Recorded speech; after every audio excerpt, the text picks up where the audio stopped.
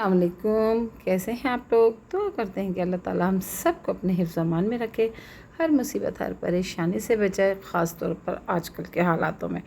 तो जनाब यहाँ हमारे किचन में आज बन रहा है टिंडे गोश्त। बहुत मज़ेदार रेसिपी है, ज़रूर ट्राई कीजिएगा, इंशाल्लाह आपको पसंद आएगी। तो यहाँ मैंने लिया था बीफ का गोश्त, तकरीबन हाफ़ kg बोन्स के साथ लिया था, और उसमें मैंने प्याज शामिल कर दी थी, तकरीबन 3 से 4 अदद मीडियम साइज़ की प्याज हैं ये, स्लाइस की तरह काट लिया था, वो शामिल कर दी। फिर इसमें मैंने शामिल किया था रेड चिली पाउडर, तकरीबन 1 से 1.5 चम्मच के करीब मैंने यहाँ 1 टेबल स्पून का इस्तेमाल किया है। हल्दी है यहाँ पर 1/4 टीस्पून, यानी कि क्वार्टर टीस्पून हल्दी मैंने इसमें शामिल कर दी थी। पिसा हुआ धनिया है तकरीबन 1 टीस्पून, और सॉल्ट है तकरीबन यहाँ पर 1 टीस्पून। तो इन तमाम मसालों को डालकर मैंने अच्छे से मिक्स कर लिया, और ऑयल भी मैंने इसमें शामिल किया था तकरीबन 2 से 3 टेबल स्पून। तो इन तमाम मसालों को डालकर मैंने अच्छे से मिक्स किया, और मिक्स करने के बाद मैंने उसमें पानी डाल दिया ताकि गोश्त हमारा गल जाए। और यहाँ पर हमारा गोश्त तकरीबन गल गया है, तो अब अच्छी तरह भूनेंगे और इसमें शामिल कर देंगे दही।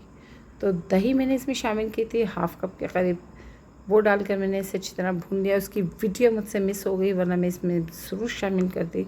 और जब उसका पानी भी खुश्क हो गया तो फिर यहाँ मैंने शामिल किए थे टिंडे। तो टिंडे मैंने ले लिए थे तकरीबन 1.5 पाव के करीब हैं, वो ले लिए थे, और लेकर मैंने उसका छिलका उतारा और उसको काट लिया। टिंडों का साइज़ मैंने ज़्यादा बड़ा नहीं रखा है, छोटे साइज़ के टिंडे मैंने काटे हैं। आपकी मर्ज़ी, आप बड़े काटना चाहें तो बड़े साइज़ के काट लीजिएगा। तो गोश्त को हमने जब तक भूनना है जब तक उसका ऑयल ऊपर नहीं आ जाए। तो यहाँ पर तकरीबन 1 से 1.5 मिनट हो गया था मुझे भूनते हुए, तो इसका ऑयल ऊपर आ गया। तो फिर मैंने इसमें पानी डाल दिया था। तो पानी मैंने तकरीबन इसमें 2 से 2.5 गिलास के करीब डाला है, क्योंकि हमारे टिंडों को भी इसी पानी में ही गलना है और शोरबा भी हमें रखना है। तो अगर आप शोरबा ज़्यादा पसंद नहीं करते तो आप इसको थोड़ा सा थिक कर लीजिएगा, लेकिन हमारे यहाँ थोड़ा सा यानी कि नॉर्मल शोरबा इस्तेमाल किया जाता है, ज़्यादा गाढ़ी पसंद नहीं किया जाता।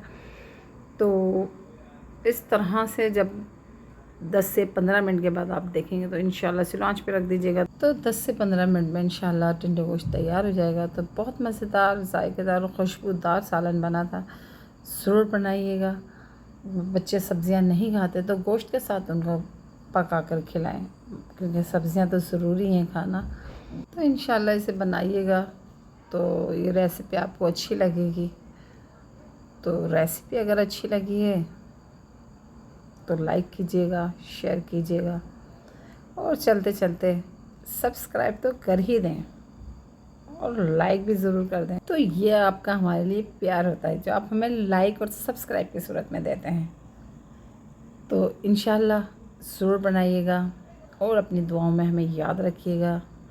मिलते हैं नेक्स्ट वीडियो में। अल्लाह हाफ़िज़।